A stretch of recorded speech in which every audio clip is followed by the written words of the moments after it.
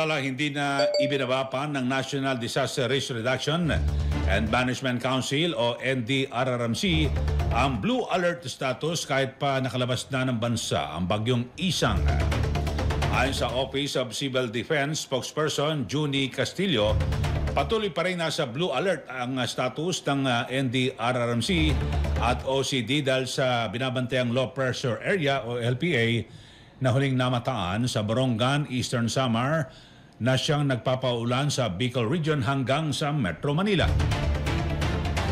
Ibig sabihin, mas marami ng duty officer ang nakatalaga sa NDRRMC upang tumutok sa monitoring at koordinasyon.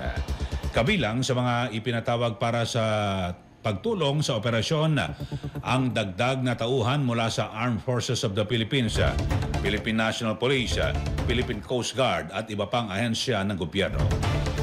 Nakahanda na rin ang mga rescue equipments at mga family food packs na ibibigay na ayuda sa mga posibleng masalanta na mga pagbaha.